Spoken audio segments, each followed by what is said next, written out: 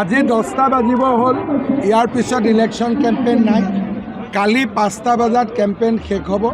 মোৰ 4খন মিটিং আছে শিৱসাগৰ তিয়ক তিতাবৰ দেৰগাঁও 4খন মিটিং কৰি আমাৰ নিৰ্বাচনী প্ৰচাৰ অভিযান সামৰণি পৰিব মই মনে প্ৰাণে বিশ্বাস কৰোঁ মানুহৰ উৎসাহ মানুহৰ ৰেছপন্স আৰু মোৰ 25 বছৰৰ ৰাজনৈতিক অভিজ্ঞতা মই ভাবোঁ যে 90ৰ পৰা 100ৰ ভিতৰত NDA সিট পাব কিবা কাৰণত যদি কৰবাত 102 হৈ যায় আচৰিত হ'বলগীয়া নাই মই ভাবোঁ যে জিতেন গৌড়ৰ লগত মোৰ কথা বতৰাও হৈ আছে মই বুজাই আছোঁ আৰু মই হোপফুল যে কিবা এটা সমাধান হৈ যাব কাৰণ তেওঁ ইলেকশ্যন নিজিকে ভাল কাৰ্যকৰ্তা পাৰ্টিৰ পৰা দূৰত গৈ পিছত নিজৰে মনটো বেয়া লাগিব জিতেন গৌড়ে উদ্ৰ কৰিব খোজে লগত থকা মানুহকেইটাই উদ্ৰ কৰিব নিদিয়ে সেইটোকে কৈছোঁ যে জিতেন গৌড় নিজে মোৰ ঘৰত গৈছে আজিৰ পৰা 5 দিন আগত এটাই কৈ আছে যে দাদা মইতো উদ্ৰ কৰিব খোজোঁ মোৰ লগৰ মানুহখিনিয়ে নিদিয়ে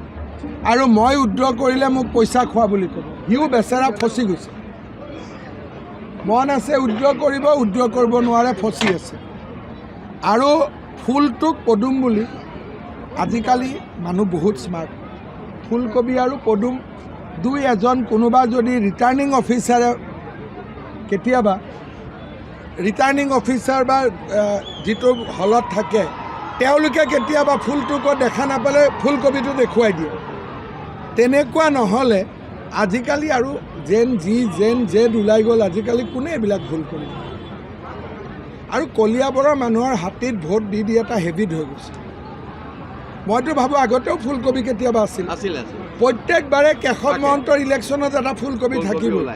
সেইটো নিয়মেই ৰাইজৰ আশীৰ্বাদ কালি ৰাতিপুৱা গীতাখন লৈ গৌৰৱ গগৈ বৰদোৱাত আহক আৰু ময়ো সেই টাইমতে গৈ পাম গীতা ভাগৱতক চুই মই শপত খোৱাই নহয় মই ক'ম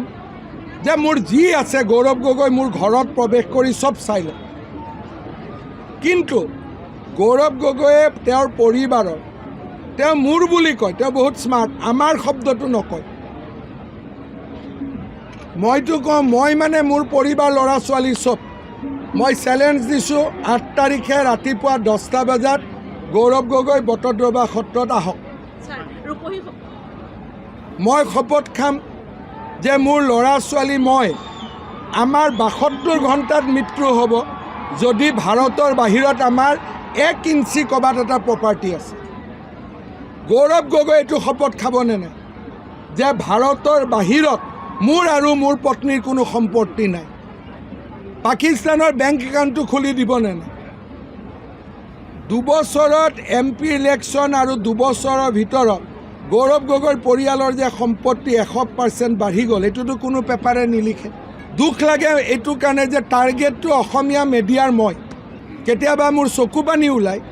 কাম মই কৰোঁ ৰাতিয়ে দিনে কোভিড হস্পিটেল মই ঘূৰোঁ টাৰ্গেট মই আৰু গৌৰৱ গগৈ পাকিস্তানত বেংক একাউণ্ট আছে চিধা কাগজ দেখাই দিলোঁ তথাপিতো আপোনালোকে বিশ্বাস নকৰে তাৰমানে বাপেক ডাঙৰ হ'লে চব মাফ আমাৰ দেউতা সৰু আছিল কাৰণে সাধাৰণ আছিল কাৰণে আমি একো কৰিব নোৱাৰোঁ এইবিলাক হৈছে দুখৰ কথা কোনোবাই ফটো চব কৰি আজিকালি দিনত ডকুমেণ্টছ বনায় নেকি আজিৰ দিনটো কালি প্ৰেছ কনফাৰেন্স কৰিলে আজিৰ দিনটোতো একো নামাতা হ'ল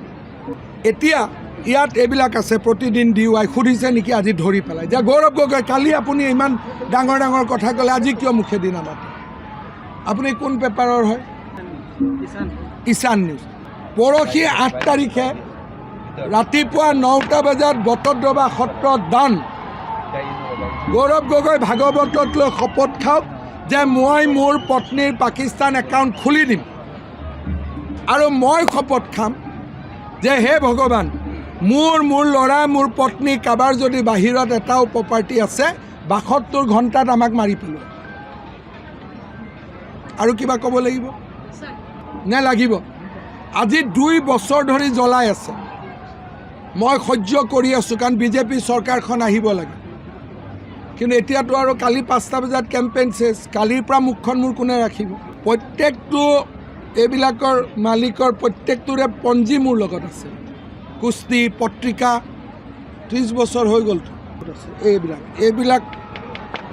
কেনেকৈ এক্সপ'জ কৰিব লাগে মই জানো। কালি 5টা বজাৰ পিছত মোৰ মুখখন কোনে ধৰি ৰাখিব? মই মুখখন এইকাৰণে বন্ধ কৰি আছিলোঁ, ভাই বিজেপিখন আহক।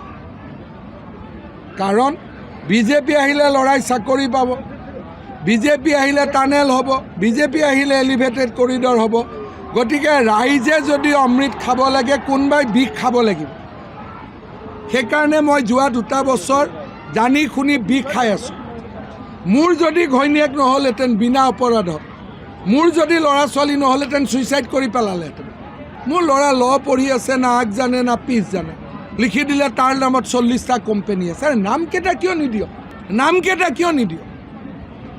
মোৰ ল'ৰাৰ নামত হোৱাটছআপ উলিয়াই দিলে, ছ'চিয়েল উলিয়াই বোলে সি বোলে ড্ৰাগছ খায়, সি আইৰণ মেন কেনেকৈ হ'ল? আজি 2 বছৰ কিমান জ্বলাইছে। আজি নতুনকৈ জ্বলাইছে ৰিণিকীয়ে বোলে সেন্দুৰ নলয়। ৰিণিকীয়ে এনেকৈ চুলিখিনি ফাঁক কৰি কোনোবাই চাইছে নেকি তাত সেন্দুৰ আছেনে না? এলিজাবেথে সেন্দুৰ লয়? আজি অলপ আগতে DOIয়ে মোক সুধিছে যে ৰিণিকী ভূঞাই বোলে সেন্দুৰ নলয়। দম আছে গৌৰৱ গগৈ সুধিব এলিজাবেথ গগৈয়ে সেন্দুৰ লয় নে নলয়?